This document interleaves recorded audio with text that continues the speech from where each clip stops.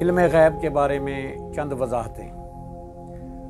قرآن مجید میں کسی مسئلہ سے متعلق بعض آیات کو لینا اور بعض کو ہاتھ ہی نہ لگانا سراسر بددیانتی ہے، جو توریت کے ساتھ یہودی علماء اور انجیل کے ساتھ عیسائی پادری کرتے رہے ہیں، جسے قرآن کریم میں تحریف اور کتاب اللہ کا انکار قرار دیا گیا ہے۔ ہمارے کچھ علماء یا افراد نے بھی ایسا ہی وتیرہ اپنایا ہوا ہے، قرآن پاک سے اپنے مطلب کی بات لیتے ہیں اور جو اپنے خلاف ہو اسے چھوڑ دیتے ہیں۔ اس جرم کی سزا قرآن پاک میں یہ بتائی گئی ہے کہ دنیا میں ذلت اور آخرت میں سخت تر عذاب پائیں گے۔ ایسے علماء کو عبرت پکڑنی چاہیے، کہیں یہی انجام ان کا بھی نہ ہو۔ قرآن میں یہ سب کچھ بیان کرنے کا مطلب کیا ہے؟ یہ کہ ہم ایسی حرکت نہ کریں ورنہ انجام ان سے مختلف نہ ہوگا اور اپنے انجام کے ہم خود ذمہ دار ہوں گے۔ علم غیب قرآن سے ثابت ہے۔ سورہ بقرہ کی ابتدا میں متقین یعنی پرہیزگار لوگوں کی پہلی صف یہ بیان فرمائی گئی جو غیب پر ایمان لاتے ہیں۔ وہ لوگ ہیں جو غیب پر ایمان لائیں۔ غیب اس پوشیدہ حقیقت کو کہا جاتا ہے جو نہ حواس خمسہ سے معلوم ہو اور نہ عقل سے معلوم ہو۔ اس پر ایمان لانا مسلمان ہونے کی پہلی شرط اول ہے۔ ایمان تصدیق کو کہا جاتا ہے، تصدیق علم کے بغیر نہیں ہو سکتی، تو غیب پر ایمان کا مطلب ہوا غیب کی تصدیق۔ غیب کی تصدیق غیب کے علم کے بغیر نہیں ہو سکتی، کہ بغیر علم تصدیق کرنا جھوٹ ہے۔ مثلا اللہ کی ذات و صفات، ملائکہ، انبیاء، قبر، حشر، قیامت، جنت اور جہنم کی تفصیلات وغیرہ، یہ وہ حقائق ہیں جو نہ حواس سے معلوم ہو سکتے ہیں نہ عقل سے۔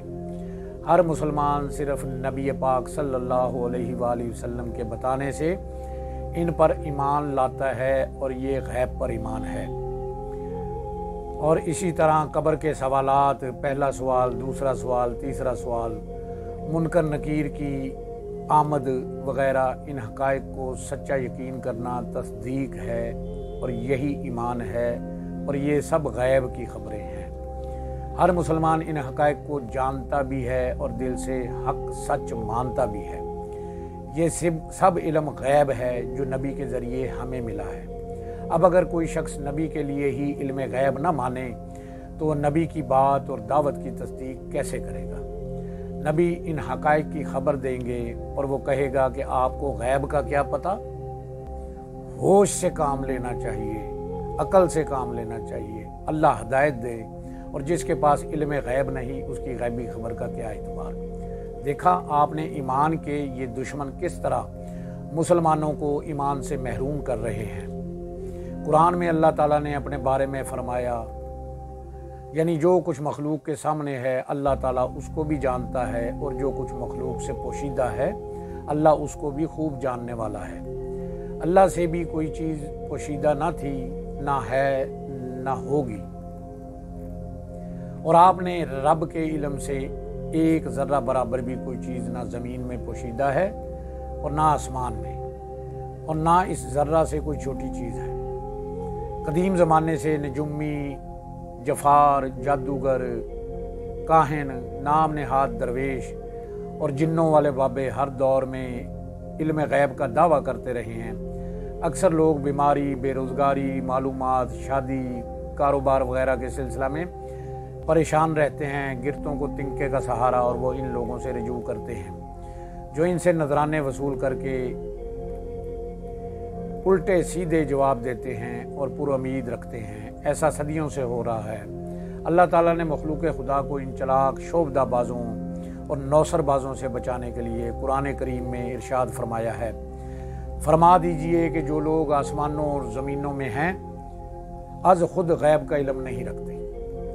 انبیاء کے لیے علم غیب کا ثبوت۔ اب یہ سوال پیدا ہوا کہ رسول صلی اللہ علیہ وآلہ وسلم اور پہلے انبیاء اکرام بھی تو غیب کی خبریں بتاتے تھے، غیب کی باتیں بتاتے تھے، تو ان کو بھی دوسروں کی طرح سمجھے؟ حالانکہ انبیاء اکرام کی غیبی باتیں تو 100% سچی ثابت ہوتی ہیں۔ اگر انبیاء اکرام کی بتائی ہوئی باتیں حقیقت میں تو شاید انبیاء اکرام خود غیب جان لیتے ہیں۔ ان کی باتیں حق سچ ہوتی ہیں۔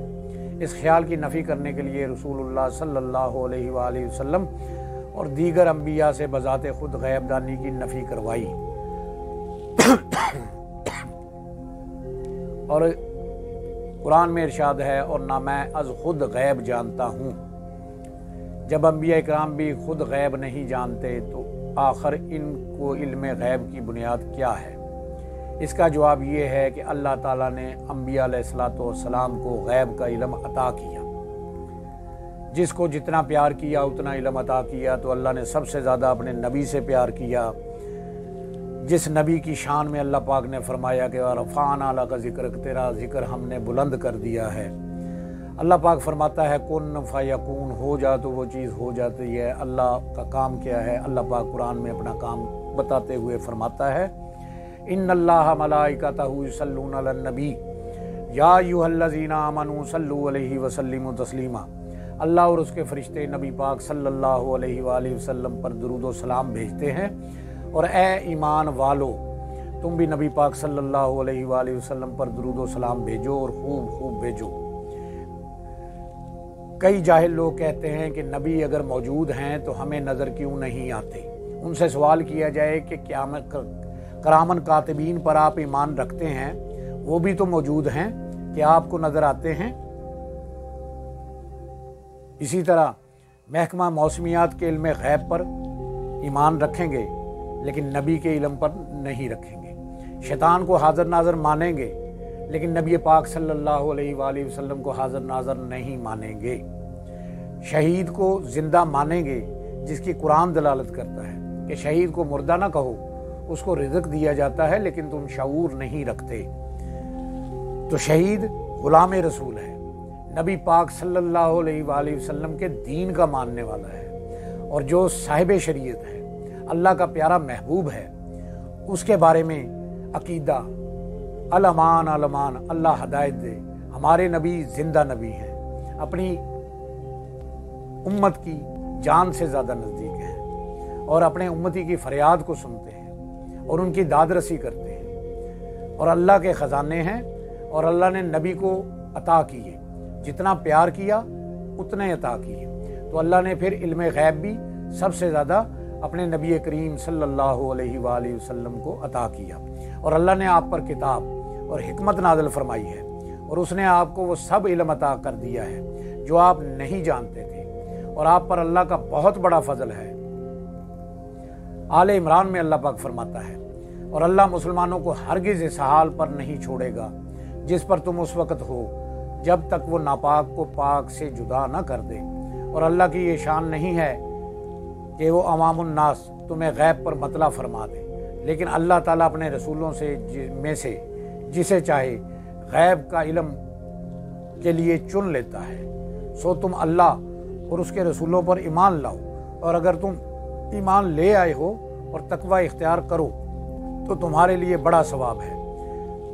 नबी पाक सल्लल्लाहु अलैहि वसल्लम जब मेराज से तशरीफ़ लाए तो आपने बेनमाजी की सज़ा बताई, जबकि नमाज अभी फ़र्ज ही हुई है, तोहफ़ा लेके आए हैं, अभी पढ़ाई नहीं गई।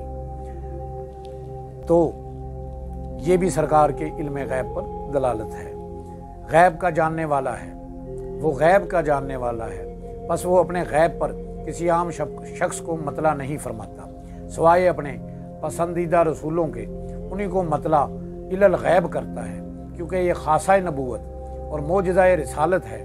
तो बेशक वो उस रसूल सल्लल्लाहु अलैहि वसल्लम के आगे और पीछे इल्म गैब की हिफाजत के लिए निगहबान मुकर्रर फरमा देता है। एक जगह पर फरमाया, नबी गैब बताने में बखील नहीं।